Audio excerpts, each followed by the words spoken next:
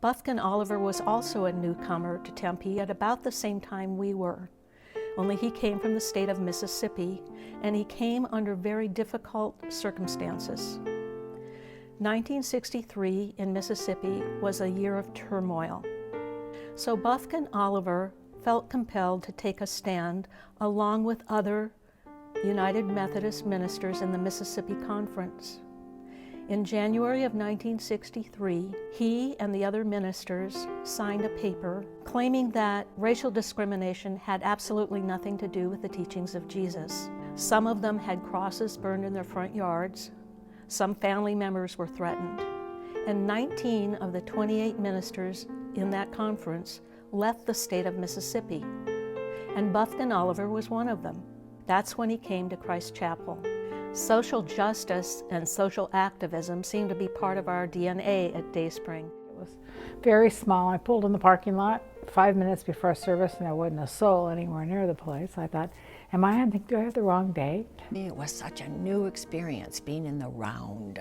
That's one of the things now that the third service reminds me of. Different songs than the Methodist hymnal that we were used to. Very traditional church back in Michigan. But it was a good fit for us. It was something new and exciting. I asked if they had a choir, and I was told the congregation is the choir.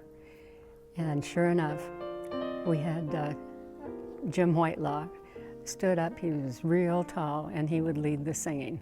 I sang in the children's choir. I got rheumatic fever, and I went into the hospital. And Ed Grant came to my bedside, and he told me his story about one of his sons that also had rheumatic fever and how he got through it, and he is a very strong man today.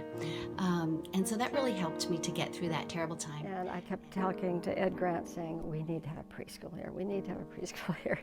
He got a little tired of that and finally said, Connie, just do it. And I said, okay. Well, then as time went on, Ed decided to retire, and enters Marshall Lindsay. Marshall and Nancy. Hard to talk about my friendship with the pastor, Marshall Lindsay, but he is the guy who really set me straight. And he said, well, basically, people, what you see is what you get. And how true that was for us and our experience of Marshall. And it was beautiful. It was a different church. It had a lot of diversity. There were a lot of different races, which made it much more comfortable for us. So we didn't feel like an outsider. We felt like we were intertwined. Our church was really growing. Our classrooms were overcrowded. I was teaching Sunday school at the mortuary and at the dentist office next door. Lots of people didn't want to move. We had a good thing going, and they didn't want to share it with anybody. And we thought that was kind of strange. If you have something worthwhile and it's good, share it. And this is what it came out to be. We had a vision that was much larger than ourselves. They determined that one Sunday night we would have a naming of the church. Well, Marshall called me earlier in that day and he said, Sal, I need you to dress up in your tacky woman outfit and come in and cut up with me. He said, we need to lighten the feeling in that room. People are not happy what's happening. Differences of opinion of what we should call ourselves. Dayspring came up and we had heard about this name ahead of time. There's a hymn that we sing at Christmas time, O come, Emmanuel. And Dayspring, the name is in verse 6. And a couple of people thought that was really a modern name. And I said, well, if you look at the hymnal, it was like 1620. So that's how modern it was.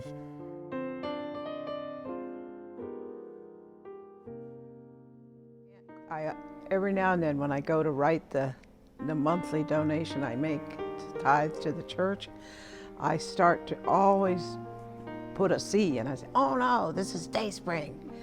So I'm still, even though it's been a long time, I still think of it as Christ Chapel.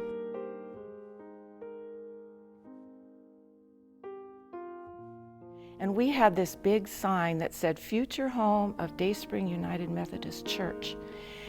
And we put that sign in the ground on the 5 acres of property that we were able to acquire from Earl and Marvel Schlick. So for 18 months, we worshiped at Corona del Sol High School. When we were building this first sanctuary, there's the raised area under the stained glass window. And many of us brought a cup of dirt from our own yard and put down there before the cement was poured. And then in May of 1981, we moved into our new church home. And what a celebration that was. I feel that we owe Marshall Lindsay a great deal of gratitude for his vision, his persistence, and his fortitude that brought Dayspring to fruition. Marshall Lindsay was instrumental in hiring Michael Kelly as our choir director. And of course, the rest is history, but in March of this year, Michael celebrated 35 years as our minister of music. And I was in the choir, and I'd never sung a note. Michael was so patient and always bent over backwards to help me with certain notes or whatever. I went on a choir tour, sang at the Dome Cathedral in Salzburg. I can't even read music. I mean, how can you beat Palm Sunday and all of that music and the orchestra that was here on Easter? I just think it's great. When you sing music together like we do, it lifts you up. We say your feet aren't even touching the ground sometimes. It's just magical. Music is just such a healer for everyone. Bert was another interesting character. I enjoyed him. And every Sunday morning, Bert would invite us to take off our mask of formality, and his sermons always had 3 points. He was a fun guy.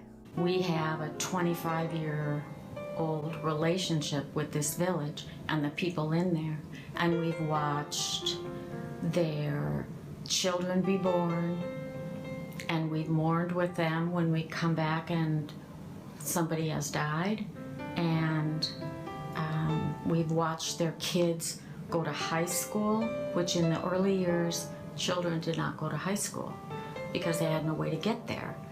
And so they're family. They're family to us, and we're family to them.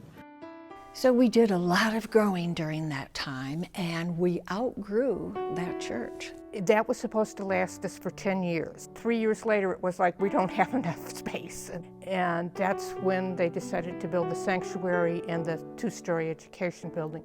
And what was so funny, I was on the building committee, and they kept telling me, because I kept insisting we have to have 10 rooms, and they kept telling me, oh, we'll never use 10 rooms. And I kept saying, yes, we will, yes, we will. And so, you know, it turned out we used them all, and at times we don't have enough. I can remember going to an administrative board meeting and being told that we haven't paid our apportionments, we haven't paid our mortgage, we're $40,000 in the rear in accounts payable, and we don't know if we can pay the staff, which at the time was 1 pastor and a part-time secretary, if we don't get quite a large offering on Sunday. Tom just lit up a room. He had a way of aliveness that was, for me, just magical. I think he was playful. The finances were in a shambles when she came. I can't put it any other way. Although Tom had been working to try and get it together because it had been even worse, and he had started to make progress when he decided to retire. But Jane finally got the finances of the church in pretty good shape. Because she was very responsible in helping us in a very difficult time, both as a minister and as an attorney. You know, we've all known too many people who kept waiting to be happy until it was too late, who kept putting off what would have brought them peace and joy. But I came to her funeral here. This church was overflowing with people who remembered her. And they were all different faiths and different nationalities.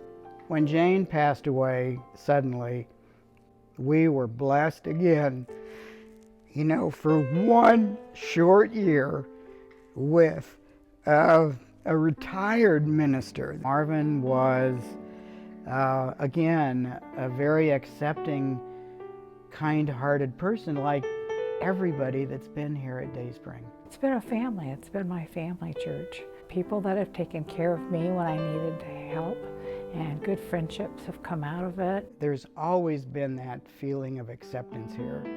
We've had so many new ministers, and every single one of them has been special.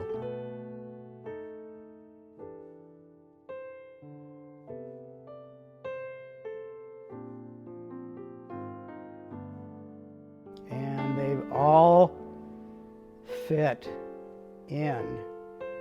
And Jeff kind of brought it together when he came here several years ago and opened this church up to the LGBT community, and